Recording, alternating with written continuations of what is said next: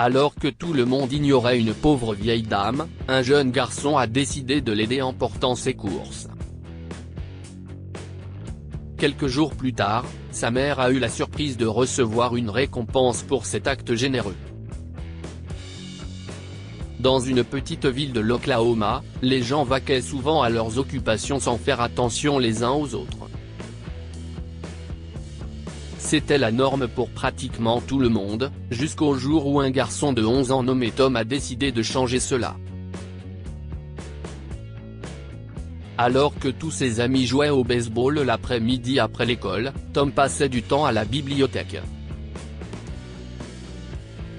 Il aimait lire en paix, car il aimait apprendre les différentes morales qu'il pouvait trouver dans les livres. Cette semaine-là, il lisait Good People Everywhere de Linnea Gillon. Ce livre apprend aux enfants à être attentifs, gentils et reconnaissants envers tous ceux qui les entourent. Il montre comment les gens sont bons, car ils choisissent de faire des choses qui facilitent la vie de tout le monde, comme prendre soin des autres, construire les maisons des autres et mettre au monde leurs bébés. En rentrant de la bibliothèque, il est passé devant l'épicerie locale où il a vu une vieille dame qui avait de la peine à porter ses sacs de courses. La femme se balançait d'un côté à l'autre en marchant.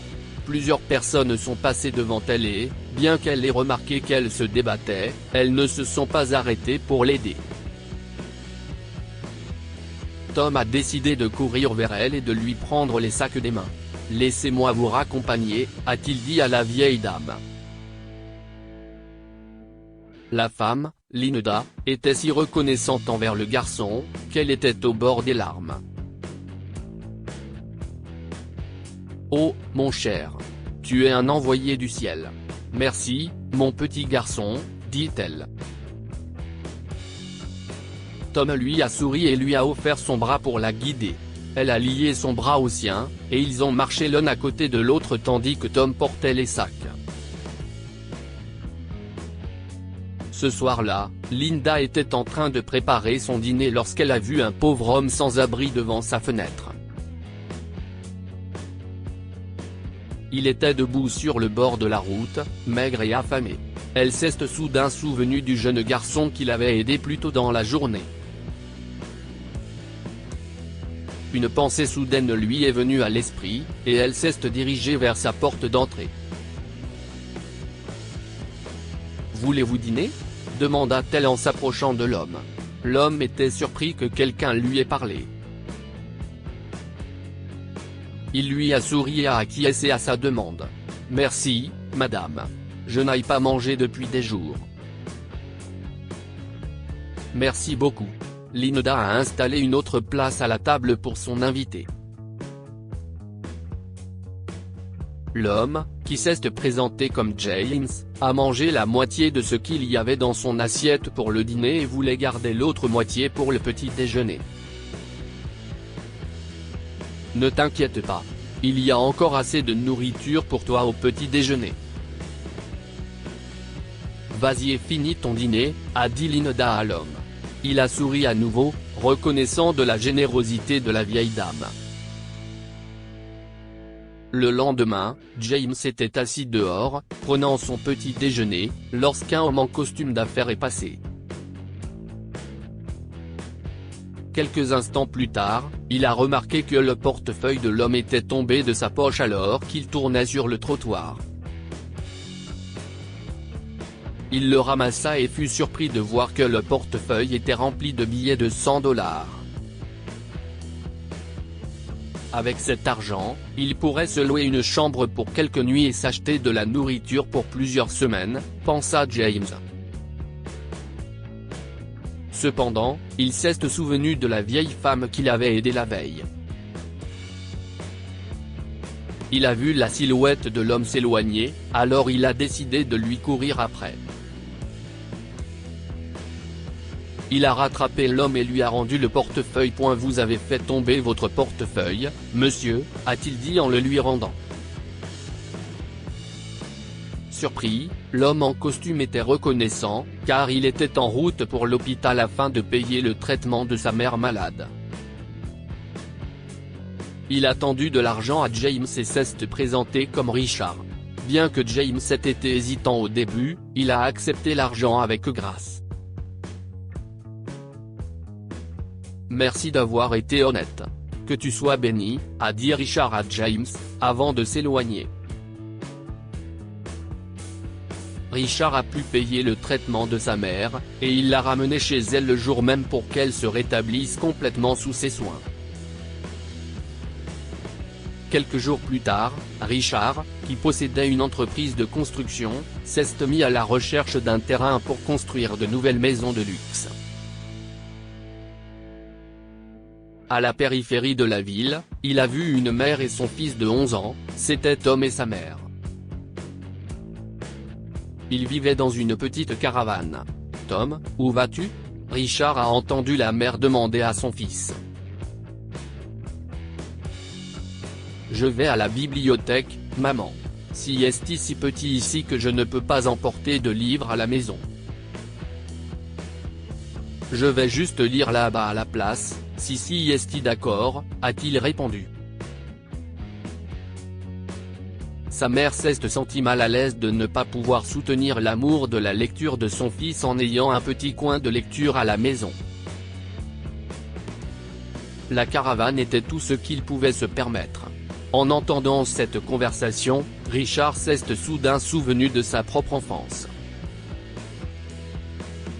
Sa mère était également pauvre, et bien qu'il aimait lire, il ne pouvait pas posséder de livres parce qu'il n'avait pas d'argent pour les acheter. Richard a approché Tom et sa mère, se présentant comme un homme d'affaires travaillant sur un projet de développement à proximité. En leur parlant, il a découvert qu'il vivait dans la caravane parce que c'était la seule propriété qu'il avait. Richard a commencé à fréquenter le quartier. À quelques pâtés de maison de l'endroit où était garée la caravane, il était en train de construire une toute nouvelle maison de luxe qu'il prévoyait de mettre en vente. Il a commencé à rendre visite à Tom et à sa mère, leur parlant de choses et d'autres. « Que veux-tu faire quand tu seras grand, Tom » a-t-il demandé au garçon lors d'une de ses visites. « J'aimerais devenir vétérinaire. J'adore lire des livres sur les animaux, alors je vais à la bibliothèque pour en lire quelques-uns » a révélé Tom. En apprenant que Tom souhaitait avoir un espace plus grand avec un coin lecture, Richard a décidé de leur donner un nouveau foyer, puisqu'il en était capable. Le lendemain, il est venu à la caravane et a dit à Tom et à sa mère de déménager.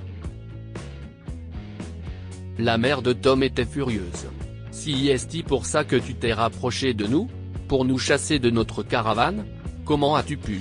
Tom t'aimait vraiment beaucoup » a-t-elle dit. Richard a secoué sa tête. « Vous devez partir d'ici pour avoir un nouveau foyer » leur a-t-il dit. « Voulez-vous s'il vous plaît venir avec moi ? Je vais vous montrer » a-t-il dit. L'homme riche emmena Tom et sa mère faire un tour. Il les a conduits dans une autre partie de la ville, et s'est arrêté près d'une grande maison. « Si est-il à vous » a dit Richard, en tendant une clé à la mère de Tom. « Tu es sérieux » lui a-t-elle demandé. Richard a acquiescé. Vous voyez, j'aménage des maisons pour gagner ma vie, mais je n'ai jamais pu me séparer de cette maison parce qu'elle appartenait à ma mère. Les gens me proposaient 265 000 $ pour l'avoir, mais je n'arrivais pas à la vendre. Je ne voulais pas y vivre, mais je voulais la garder pour quelque chose de spécial, a-t-il expliqué. Tom et sa mère ont pleuré. Ils étaient reconnaissants et heureux de cette opportunité et ne comprenaient pas pourquoi Dieu les avait soudainement bénis avec un tel cadeau. Nous n'avons rien fait pour mériter cela, a chuchoté la mère de Tom. Ils étaient loin de se douter que tout cela avait commencé par une simple bonne action de Tom. Chaque bonne action fait une différence, et les gens sont encouragés à en faire profiter les autres. Que pouvons-nous apprendre de cette histoire? Ne laissez pas la chaîne de la gentillesse se terminer avec vous. Lorsque vous faites l'expérience d'un acte de bonté de la part de quelqu'un, transmettez-le afin que la chaîne de la bonté ne se brise jamais. Lorsque vous faites le bien, la vie trouve le moyen de vous le rendre. On récolte ce que l'on sème. La vie trouvera un moyen de vous rendre votre gentillesse d'une manière ou d'une autre. Cette histoire est inspirée par l'histoire d'un de nos lecteurs et écrite par un rédacteur professionnel. Toute ressemblance avec de véritables noms ou lieux est une pure coïncidence. Toutes les images sont utilisées uniquement à des fins d'illustration. Partagez votre histoire avec nous. Elle changera peut-être la vie de quelqu'un. Si vous souhaitez partager votre histoire, envoyez-nous un mail à info@amomama.com.